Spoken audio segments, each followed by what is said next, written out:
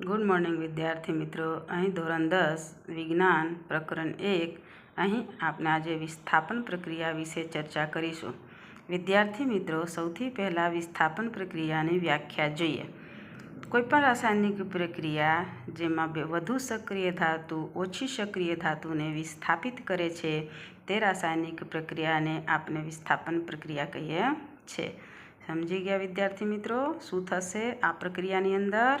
તો વધુ સક્રિય ધાતુ ઓછી સક્રિય ધાતુને વિસ્થાપિત કરે છે।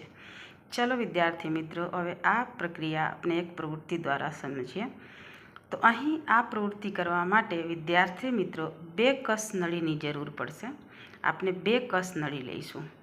બંને કસનળીમાં 10 ml જેટલું કોપર સલ્ફેટનું દ્રાવણ મૂકીશું।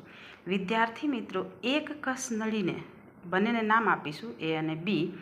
એમાં B કસનળીને આપણે આ સ્ટેન્ડ સાથે આકૃતિ પ્રમાણે ગોઠવીશું અને કસનળી A ને કસનળી સ્ટેન્ડમાં મૂકી દઈશું। બરાબર વિદ્યાર્થી મિત્રો, 2 કસનળી લેવાનું છે, બંનેમાં 10 ml જેટલું કોપર સલ્ફેટનું દ્રાવણ લેવાનું છે। કસનળી A ને અલગ કસનળી સ્ટેન્ડમાં મૂકવાનું છે અને કસનળી B ને અહીં આ આકૃતિ પ્રમાણે ગોઠવવાનું છે। હવે વિદ્યાર્થી મિત્રો, આપણે 3 લોખંડની ખીલીઓ લઈશું। 3 લોખંડની ખીલીઓ લઈશું અને ત્રણેયને કાચ પેપર વડે સાફ કરીશું। હવે 3 લોખંડની ખીલીઓમાંથી વિદ્યાર્થી મિત્રો 2 ખીલીઓને અહીં દોરા વડે બાંધીને અને આકૃતિ પ્રમાણે કોપર સલ્ફેટના દ્રાવણ જે કસનળી બીમાં છે એની અંદર મૂકીશું અને 1 લોખંડની ખીલીને અલગ રાખીશું। વિદ્યાર્થી મિત્રો, 20 મિનિટ સુધી અહીં આ લોખંડની ખીલીને દ્રાવણમાં રહેવા દઈશું। 20 મિનિટ પછી આ બંને લોખંડની ખીલીને બહાર કાઢીશું। પછી આ બંને લોખંડની ખીલીની તુલના સરખામણી આપણે જે અલગ એક લોખંડની ખીલી મૂક્યું હતું વિદ્યાર્થી મિત્રો એની સાથે કરીશું અને અહીં જે કસનળી બીમાં દ્રાવણ છે એની તુલના જે કસનળી એમાં દ્રાવણ મૂક્યું હતું એની સાથે સરખામણી કરીશું। વિદ્યાર્થી મિત્રો, અહીં તમે જોઈ શકો છો આ આકૃતિમાં। પહેલાં લોખંડની ખીલીઓને જોઈએ વિદ્યાર્થી મિત્રો। તો આ લોખંડની ખીલી છે જે પહેલાં આપણે અલગ મૂક્યું હતું કાચ પેપર વડે સાફ કરીને, અને આ લોખંડની ખીલી છે વિદ્યાર્થી મિત્રો જે આપણે કોપર સલ્ફેટના દ્રાવણમાં મૂક્યું હતું।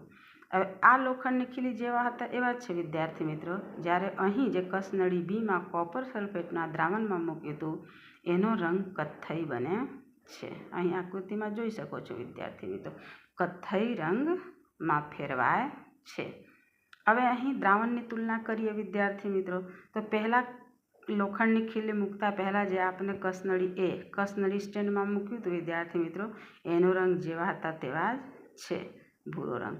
જ્યારે અહીં જે ભૂરો રંગ છે કસનળી બી જેમાં લોખંડની ખીલી મૂક્યું હતું એનો ભૂરો રંગ ઝાંખો થાય છે, આછો પડે છે વિદ્યાર્થી મિત્રો। તો આવું કેમ થાય છે વિદ્યાર્થી મિત્રો?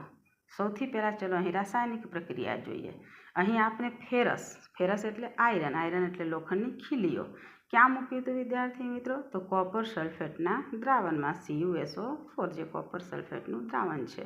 હવે કોપર સલ્ફેટના દ્રાવણમાં આ લોખંડની ખીલીઓ મૂક્યું તો શું થયું? બંને વચ્ચે વિસ્થાપન પ્રક્રિયા થાય છે। કેવી રીતે વિદ્યાર્થી મિત્રો?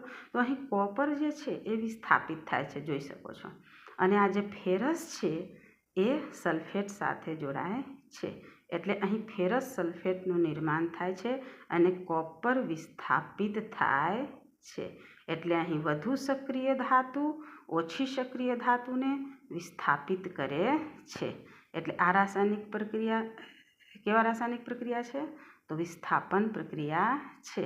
હવે અહીં વિદ્યાર્થી મિત્રો ફેરસ સલ્ફેટનું નિર્માણ થાય છે એટલે અહીં લોખંડની ખીલીઓનું રંગ કેવું થાય છે? કથ્થઈ રંગના થાય છે અને કોપર દ્રાવણમાંથી વિસ્થાપિત થાય છે એટલે અહીં દ્રાવણનો રંગ ઝાંખો પડે છે એટલે આછો થાય છે। વિદ્યાર્થી મિત્રો સમજી ગયા? કોપર સલ્ફેટ અને ફેરસ વચ્ચે રાસાયણિક પ્રક્રિયા। અહીં વધુ સક્રિય ધાતુ ઓછી સક્રિય ધાતુને વિસ્થાપિત કરે છે એટલે એ રાસાયણિક પ્રક્રિયાને શું કહે છે? વિસ્થાપન પ્રક્રિયા।